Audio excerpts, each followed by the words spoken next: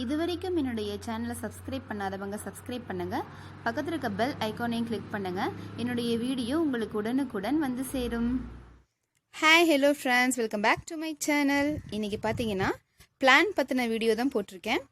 எதை பற்றின்னு கேட்குறீங்கன்னா, rose பிளான்ட்டில் pruning பண்ணுற மூலமாக நமக்கு என்னென்ன நன்மைகள் கிடைக்குதுன்னு பார்க்கலாம். ப்ரூனிங்னா ஒன்றும் இல்லைங்க, கட்டிங் தான். அந்த கட்டிங் நம்ம எடுத்து நியூ பிளான்ட்டையும் எப்படி வளர வைக்கலாம் அப்படிங்கிறத பற்றி தான் பார்க்க போகிறோம். ஏகப்பட்ட நன்மைகள் இருக்குது. அதுக்கு வந்து நான் இந்த மாதிரி ப்ரூனர் தான் யூஸ் பண்ணியிருக்கேன். நீங்களும் இந்த மாதிரி செடி கட் பண்ணுறதுக்கு ஒரு ப்ரூனர் வந்து யூஸ் பண்ணிக்கோங்க. நீங்கள் கையில் ஒடிச்சுடுறது அந்த மாதிரிலாம் பண்ணும்பொழுது நல்லா செடிகள் வந்து வளராது. ஸோ நம்ம இதை யூஸ் பண்ணி என்னென்னலாம் பண்ணலாம் அப்படின்னு பார்க்கலாம். பாருங்கள் ஃப்ரெண்ட்ஸ், இந்த மாதிரி புதுசாக தளிர் விடணும் அப்படின்னா நம்ம வந்து பிளான்ட்டில் வந்துட்டு கரெக்டாக அந்த ஸ்டெம்மில் வந்து கரெக்டாக நம்ம கட் பண்ணி விடணும். அதுக்கு வந்து இந்த ப்ரூனர் வந்து யூஸ் ஆகும். ஸோ புது தளிர் விடுறதுக்கு யூஸ் பண்ணுறோம். செடியினுடைய சைஸ் வந்துட்டு இன்க்ரீஸ் ஆச்சு அப்படின்னாவே புது பூக்கள் வந்து வளராது. ஸோ நம்ம ப்ரூனரை இந்த மாதிரி ப்ரூனர் வந்துட்டு யூஸ் பண்ணி நம்ம கரெக்டாக கட் பண்ணி விடுறது மூலமாக நம்ம சைஸை வந்து கரெக்டாக மெயின்டைன் பண்ணிக்கலாம். அது மட்டும் இல்லாமல் இந்த ப்ரூனர் யூஸ் பண்ணுறது மூலமாக நம்ம என்ன பண்ணலாம்னா, இந்த பூச்சிகள்லாம் இருக்கும் இல்லைங்களா, அது இந்த மாதிரி காய்ந்த இலைகள்லாம் இருக்குது பாருங்கள். அப்படி இல்லைன்னா பூச்சிகள் தாக்கப்பட்டு நான் ஃபஸ்ட்டு வீடியோலேயே உங்களுக்கு சொல்லியிருப்பேன், இந்த த்ரிப்ஸ் பூச்சினால ஏகப்பட்ட பிரச்சனைகள்லாம் வருதுன்னு. அதுக்கெல்லாம் நம்ம வந்துட்டு ப்ரூனிங் பண்ணி விடணும் கண்டிப்பாக. பிளான்ட்டை நம்ம பாட்டுக்கு அப்படியே விட்டோம்னா அந்த பூச்சியினுடைய தாக்கம் வந்துட்டு செடி முழுவதும் பரவி பின்னாடி வேர் வரைக்கும் தாக்கி அந்த செடியே வந்து வளராமல் போயிடும். அப்புறம் பார்த்தீங்கன்னா இங்கே பாருங்கள், ஒரு ஸ்டெம் மட்டும் பாருங்கள் தனியாக வளர்ந்துருக்கு.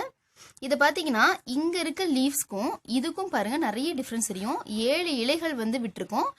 ஸோ இது வந்துட்டு பார்த்தீங்கன்னா இதில் மொட்டே வைக்கவே வைக்காது. அது பாட்டு கிளைய வளர்ந்துட்டே தான் போகுமே ஒழிய அது வளர அந்த பூவே வைக்காது அதில்.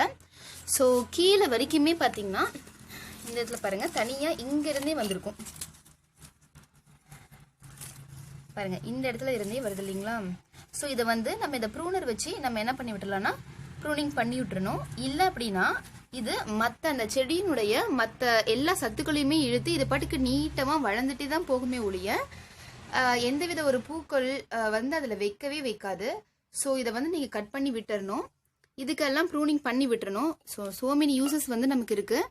கரெக்டாக இந்த மாதிரி ஒரு மொத்தமான ஸ்டெம் வந்து நீங்கள் கட் பண்ணியும் நீங்கள் என்ன பண்ணலான்னா, மண்ணில் நம்ம வைக்கும் பொழுதோ இல்லை ஒரு 1 லிட்டர் பாட்டிலையே நீங்கள் மண்ணை போட்டு வைக்கும் பொழுது நம்ம ஒரு புது ரோஸ் பிளான்ட் வந்து நம்ம உருவாக்கிக்கலாம். கடையில் வாங்கணும்னு அவசியம் கிடையாது. அதை நான் நெக்ஸ்ட் வர வீடியோலலாம் உங்களுக்கு நான் போடுறேன். ஸோ ஓகே, இப்போ வந்து எந்த டிகிரியில் வந்து கட் பண்ணணும் கரெக்டாக அப்படின்னு பார்க்கலாம். இங்கே பாருங்கள், ஃபஸ்ட்டு வந்து இந்த 7 லீஃப் இருக்கு இல்லைங்களா, இந்த ஸ்டெம்மை வந்து நான் கட் பண்ணி விட்டுறேன். அடிப்பகுதியிலேயே நான் என்ன பண்ணுறேன் அப்படின்னா இதை வந்து கட் பண்ணிடுறேன். ஏன்னா அது வந்து மறுபடியும் வரும்பொழுது நமக்கு யூஸ்ஃபுல்லாக இருக்க மாதிரியும் வரலாம், அப்படின்னா இதே மாதிரியே கிளையாகவும் வரலாம். ஸோ பாருங்கள் ஃப்ரெண்ட்ஸ், இதில் வந்துட்டு எப்படி வந்து எந்த டிகிரியில் நம்ம கட் பண்ணணும் அப்படின்னு சொல்லி காமிக்கிறேன். எப்பயுமே தண்டு பகுதி எடுத்து நம்ம புது தளிர் வரணும், இல்லை அதில் பூச்சிகளுடைய தாக்கம் இருக்குது அப்படின்னா நம்ம பாட்டுக்கு அப்படியே வெட்டி விட்டுறக்கூடாது, செடி வந்துட்டு இறந்துடும். ஸோ இங்கே பாருங்கள், இந்த இடத்துல வந்து கணு பகுதி இருக்குங்களா, அதிலிருந்து ஒரு 1 சென்டிமீட்டர் அளவு கொஞ்சம் தள்ளி நம்ம வந்துட்டு 45 டிகிரி அளவுக்கு இருக்க மாதிரி கிராஸாக தான் எப்பவுமே நம்ம கட் பண்ணிக்கணும். இங்கே பாருங்கள், இந்த மாதிரி தான் இருக்கணும்.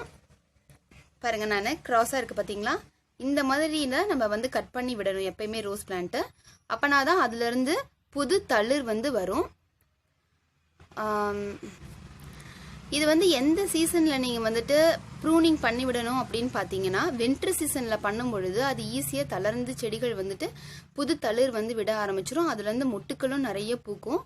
ஸோ இந்த மாதிரி வந்துட்டு நீங்கள் ரோஸ் பிளான்ட் வந்துட்டு பண்ணும் பொழுது இங்கே பாருங்கள், இந்த மாதிரி புது ரோஸ் வந்துட்டு வைக்கும். இது வந்து நான் முன்னாடியே வந்து நான் கட் பண்ணி விட்டுட்டேன். இங்கே பாருங்கள் எத்தனை மொட்டுக்கள் வந்து வச்சுருக்குன்னு பாருங்கள். இப்போ தான் இதெல்லாம் பாருங்கள், இப்போ தான் குட்டியே இதெல்லாம் வளர்ந்துட்டுருக்கு. புதுசாக மொட்டுக்கள் வந்து விட்டுருக்கு. ஸோ இந்த மாதிரி நம்ம வந்து ப்ரூனிங் பண்ணுறது மூலமாக ரோஸ் செடியை வந்து நம்ம கரெக்டாக மெயின்டைன் பண்ணிக்கிட்டே வர முடியும். செடிகளும் நல்லா இருக்கும், பூச்சிகளுடைய தாக்கத்துலேருந்து நம்ம குறைச்சிடலாம். எங்கள் ஃப்ரெண்ட்ஸ், இன்னொரு இன்ஃபர்மேஷன் சொல்லணும்னு நினச்சேன். இந்த 7 இலைகள் இருக்கக்கூடிய அந்த தண்டு வந்து நமக்கு வேஸ்ட்டு, நமக்கு ஒன்றுமே பூக்காது அப்படிலாம் சொன்னேன் இல்லைங்களா, அது வந்துட்டு இந்த செடியில் பாருங்கள். இப்போ இதுலேயுமே பார்த்தீங்கன்னா 7 இலைகள் தான் இருக்குது.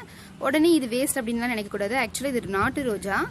இது வந்து பார்த்திங்கன்னா வேர் பகுதியில் இருந்தே வரும். இந்த 7 இலைகள் இருக்கக்கூடிய இந்த லீஃப் இந்த தண்டு வந்துட்டு பார்த்திங்கன்னா கீழே வேர் அடிப்பகுதியிலேருந்தே வரும். இது பார்த்தீங்க அப்படின்னா அந்த மாதிரி கிடையாது. இது வந்து இங்கேருந்து ஆக்சுவலாக வந்திருக்கும். ஸோ ரெண்டுக்குமே பார்த்தீங்கன்னா உங்களுக்கே டிஃப்ரென்ஸ் தெரியும். இது நல்ல புது தளிர் வந்ததையுமே இது வந்து மொட்டுக்கள் வந்து விட ஆரம்பிக்கும். அது பார்த்தீங்கன்னா அப்படி கிளையே நீட்டமாக ஒரே கிளையாக வளர்ந்துட்டே போகும். ஸோ வந்து இதை பற்றி தெரிஞ்சுக்கோங்க. ஓகே ஃப்ரெண்ட்ஸ், இந்த வீடியோ வந்து உங்களுக்கு யூஸ்ஃபுல்லாக இருக்கும்னு நான் நினைக்கிறேன். உங்களுக்கு வந்து பிடிச்சிருந்ததுன்னா லைக் கொடுங்க, ஷேர் பண்ணுங்கள், சப்ஸ்கிரைப் பண்ண மறக்காதீங்க. நன்றி.